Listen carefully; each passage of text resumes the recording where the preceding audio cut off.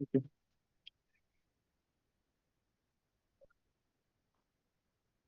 So, hello everyone, and welcome to the Starknet All Core Devs meeting. Before we begin, just a quick reminder that we'll be recording this session for those who couldn't join us live. So, let's try to keep our discussion focused and concise since we have quite a few topics to cover today in our 30-minute window. I would like to first welcome if I means I can see the new participant joining us for the first time. So, feel free to introduce yourself in the chat. And now let us go into our agenda. So, Leo, I see that you are here with us. And could you start off us with an update on the version 4.13.3 mainnet upgrade from last week and any progress that we have made on version 13.4? Yeah, so nothing much to update on the last upgraded version. Everything went smooth. For 13.4, there's also not much to update. Still, development is ongoing, no change in the timelines. So I'll remind everybody that for now we're looking at end of December on integration, then 1 month there, and one subsequent month on testnet. So mainnet expected the end of February. Um, for a release candidate of the blockifier so that nodes can start really testing RPC08. Also, I would expect it toward end of December, not much before it hits integration. Uh, I mean, we'll do our best to make it happen as soon as possible, but I don't think it's to be expected much earlier. Yeah, that's pretty much it for me.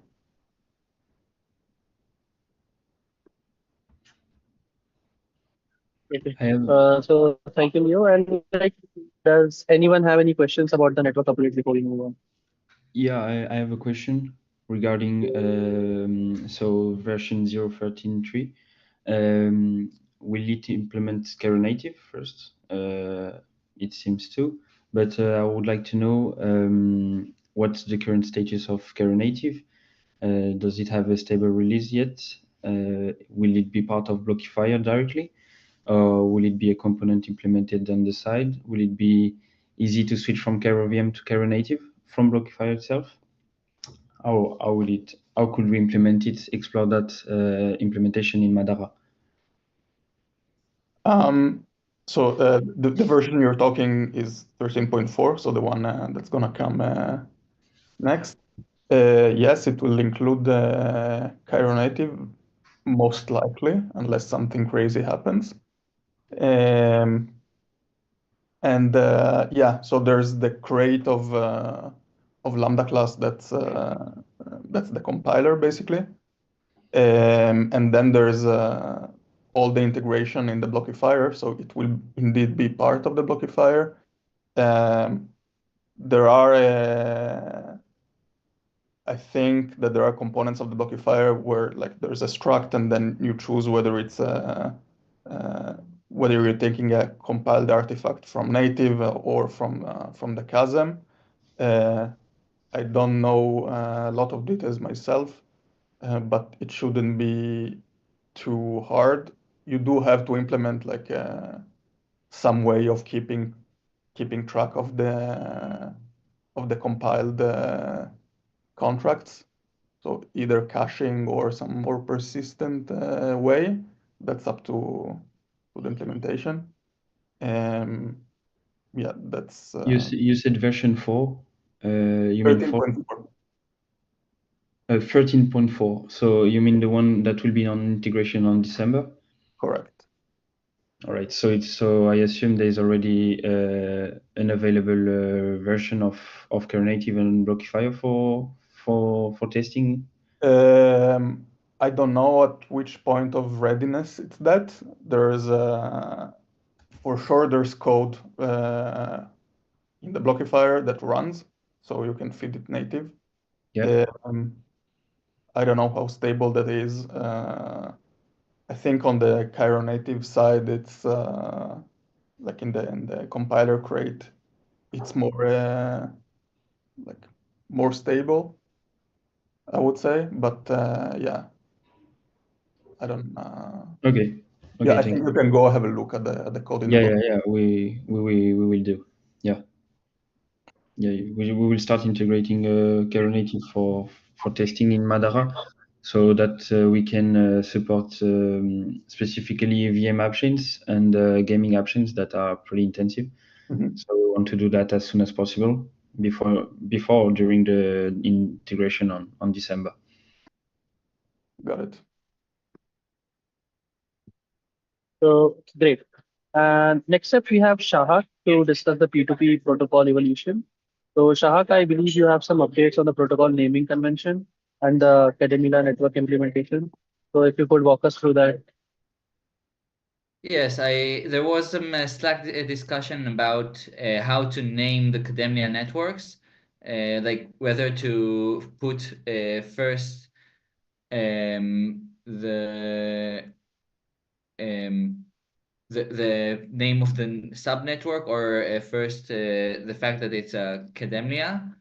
And I think we should just go with what the LibP2P convention is, which is putting first the specification of the network, so Starknet slash chain ID slash subnetwork, and then the CAD part. There is a question of whether the chain ID or the sync or mempool, which of them comes first. I don't care either way. I think it's I don't see any advantage to doing that or that. So if anyone else has an opinion, I'd love to hear. And that's it. Okay. So, I mean, thank you, Shahak. And for those who weren't in our last call, this builds up on our previous discussion about the three separate networks for state sync, consensus, and mempool. So if there are any questions which someone would want to ask to Shahak, feel free to raise your hand. Maybe. Okay, so I think everyone is on the right track. Okay, Okay, so perfect. So let's I'll just let's add move. that that we've added the protobuf specs for the mempool and consensus, or so you can read it in the peer-to-peer specs, and we're planning to add a CI to the peer-to-peer specs soon, so that it will always be working with product. Okay, cool. Perfect. So let's move on to the client team update. Christian, could you start off with the Pathfinder JSON RPC re-release status? Oh, yes, I can start with that. So we've released Pathfinder of 15 last week. I think it was last week, with preliminary support for JSON RPC 08. We are pretty much implementing the release candidate that was released a few weeks ago, and didn't have too much feedback yet, except for the issue that's on the agenda for this meeting, regarding that we are including the transaction hash in the wrong place for get blocks, for the get blocks with receipts response. But other than that, we don't really have much feedback. So thank you. And after that, like Kirill, what's the latest on Juno, the socket implementation? If you could tell us about that. Sure. I will start with RPC first. There is one last endpoint left, get storage proof. Even though PR, we had this PR for a while, we want to explore some ideas for internal try implementation before we merge it. That will lead to more optimization and stability. And regarding WebSockets, we continue to work on open PRs for that. That's all. Okay, perfect. Trantorian, could you update us on Madara's RPC 4.8 integrations or Anthrio?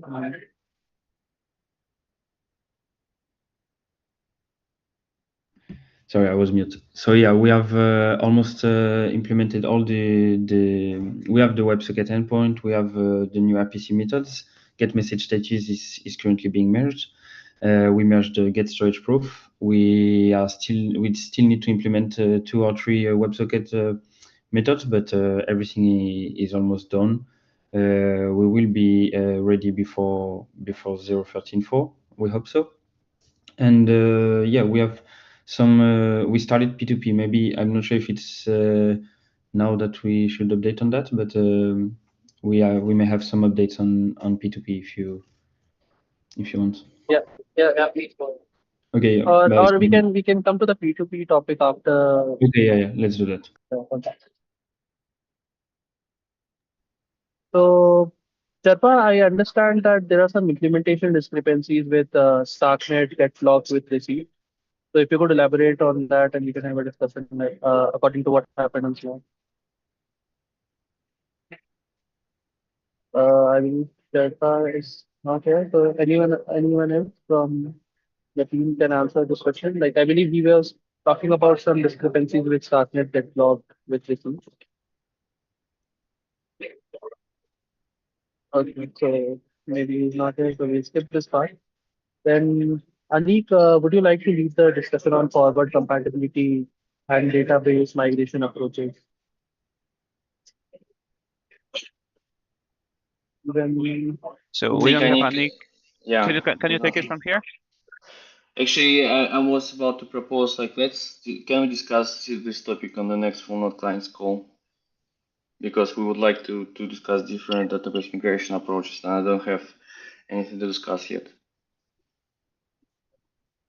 so moving to our testing infrastructure upgrade, Voltic, could you give us an update on the P2P testing dashboard? And Mikola, I believe you were working on the private testnet launch criteria material.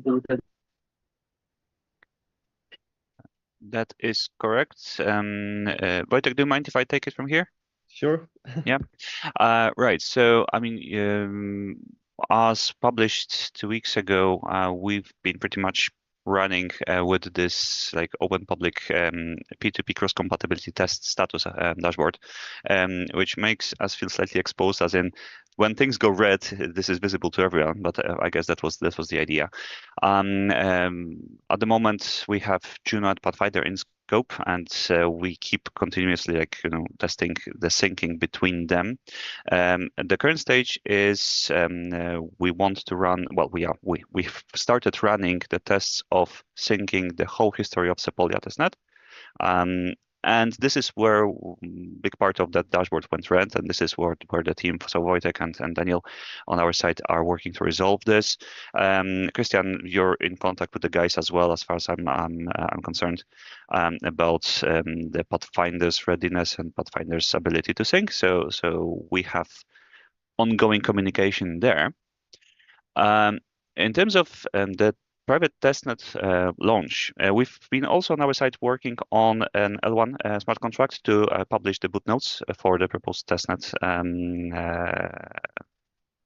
public testnet setup. And this is also still internal, but we expect to share this with the community over the next 2 weeks, so definitely before Christmas. And that's something we would probably like to put on L1 just to broadcast the proposed testnet boot notes.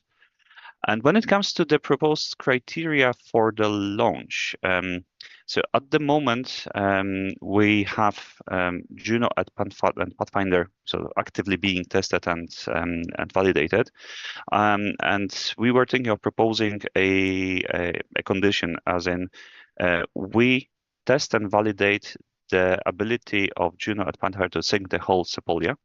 And we run this test for an expected constant number of times. If all is green, then we consider this as the readiness criteria met.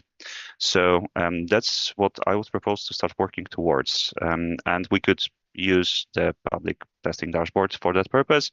We observe the history, and we have our teams working to maintain stability and get them to green. And as we are green, we run a number of concurrent subsequent tests of like full Sepolia sync. And if that works correctly for, let's say, 5 or 10 times, this is when we decide, okay, we can actually put them out in public. So that's a rough proposal. What do you guys think? I'm happy to hear any comments and feedback. Sounds great. So, is there any expected time by which we can have a written formal proposal by you, Nicola? I was going to propose this verbally today, and if there are not too many concerns, I'm just happy to put it down in writing and then just share with everyone, and we could then work towards that aim. Okay. I think it would be good to have it in writing, so we all can take a look. Also, people that aren't here in the call.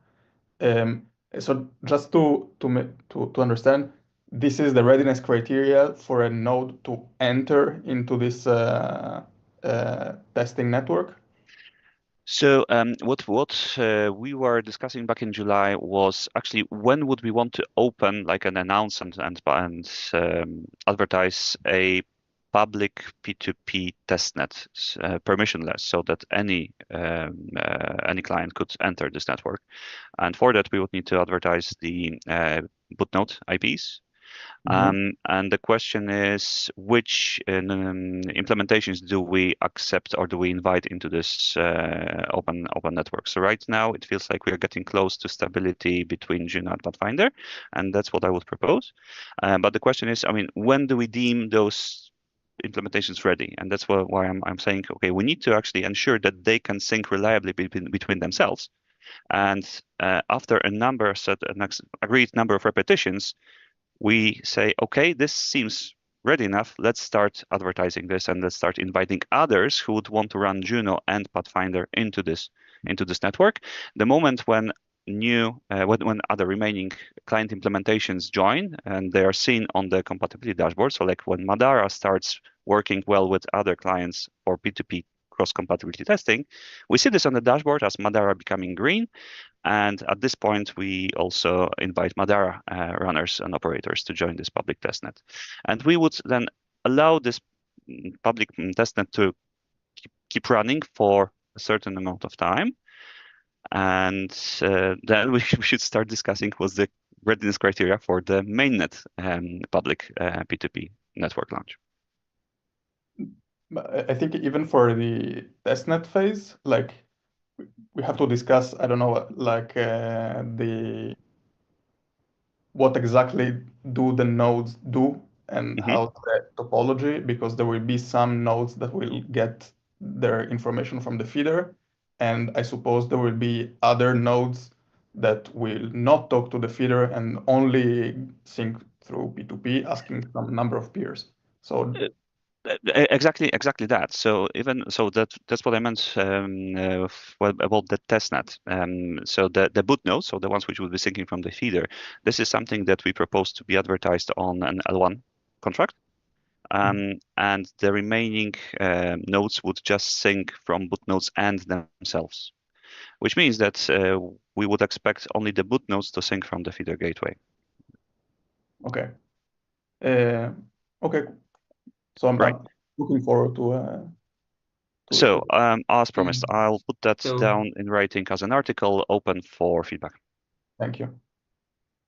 So how do you know when a new node enter the network? Do you check like which implementation does it run?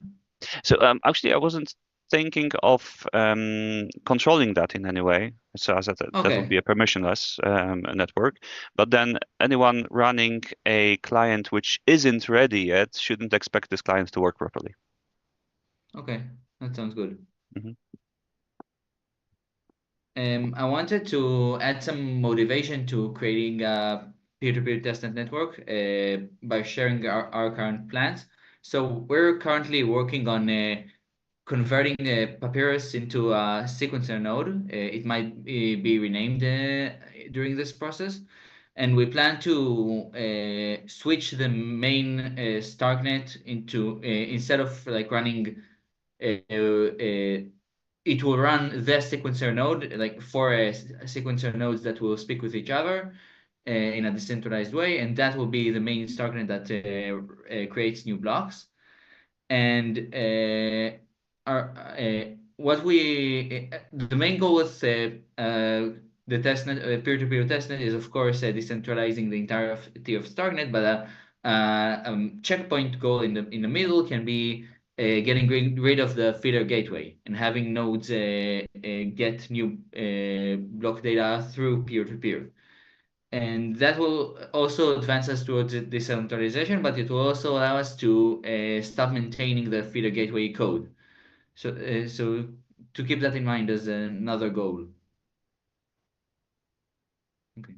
Yeah, just to reiterate this, presumably, I mean, this is dependent on the actual completion of the consensus logic, right? Because yes, exactly. But the consensus logic can be done only like for the sequencer node of Starcore. We don't need to test compatibility with other sequencer nodes. But in the peer-to-peer area, we need to check that all the full node implementations can speak with our sequencer node and get new blocks from it. So, if we want to deprecate the feeder gateway. So are you saying like that the first iteration of this kind of a model would be that you have a single node running as the sequencer for the whole network, and that node also serves as the source of new blocks for the remaining of the network? Is that right? Four static nodes, yeah.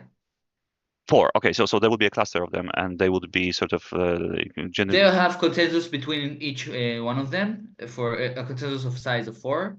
I see. And I see. Okay, and they would serve the new blocks for the remainder of the network, which would then be responsible for syncing them over P2P. Makes sense. Understood. Cool. Okay. So if peer-to-peer sync won't be, if the testnet peer-to-peer network won't be ready in time, then we'll continue maintaining the feeder gateway with the sequencer nodes. So it depends how good is the testnet network. And do you have any idea of like potential timelines for the sequencer with the internal consensus to be ready for launch? So we plan that around 0.14.0. The version after the Cairo native.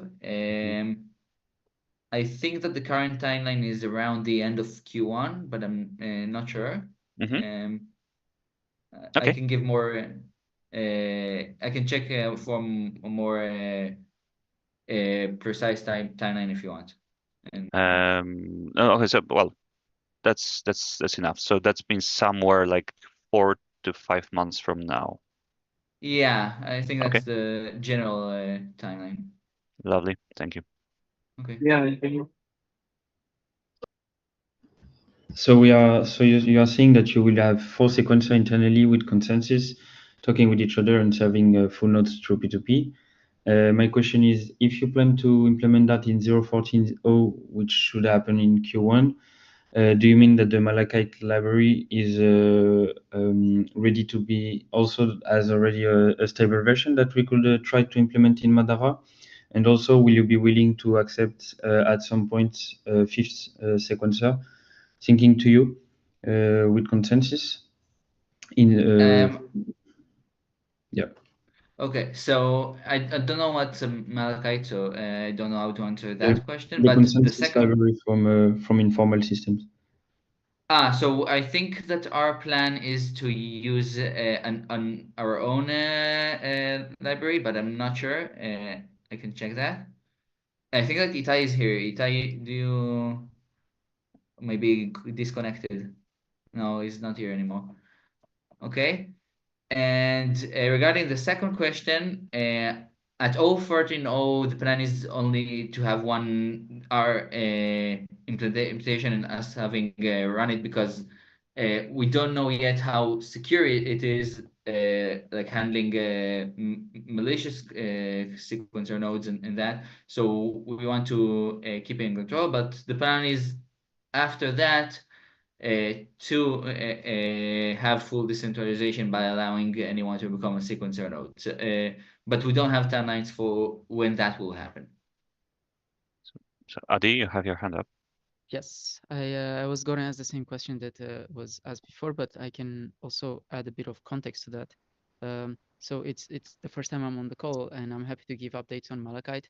It's my team building it, and I actually wanted to give the update, but I don't know if this is the right. If we want to diverge into sequencer domain and talk about consensus, if it's the right time or the right venue. But basically, we are ready with Malachite to answer the question that was posed earlier. And asking teams for more than a month who is building a full node team and would be available to integrate with Malachite, because we're kind of very excited about doing that. Yeah. And So also, yeah. no, so I just want to give a small update on that. I don't want to spoil any official announcement, but we already have on Madara since Monday a chain currently producing states, proving the states and verifying this and settling and verifying the state. So this is something really cool. So consensus will be our next and P2P will be our next job. So we can start almost as soon as possible. So let's keep in touch informal. Awesome. Thanks, sir. And I also noticed that Denisa is with us today, and we missed some of your updates in the last couple of calls regarding consensus implementation progress. So could you give us a quick update on where things stand, particularly regarding the SOS block research and discussion with informal? Your microphone was a bit choppy. I don't know if it was just me, but I think you asked if I can give an update. No, I actually asked like Denisa is with us today, and we missed some of her updates from last couple of calls regarding consensus implementation project. So if she could give us a quick update on how things stand and what we're doing right now. Yeah, sure. Hi, everyone. Yeah, so we are implementing our own version of Tendermint, right? But I think Malachite is ahead of us. We are trying to catch up with them and make sure that testing is done. We are using the same suitcase of testing such that the implementations will be compatible. So that's the progress on the implementation side. Yeah, I don't think the research part of it should be addressed here, the updates. So Adi, if you want to add more about the more details. It will be noted. Okay, yeah, I could go for hours on the updates we could give. First of all, hi everyone.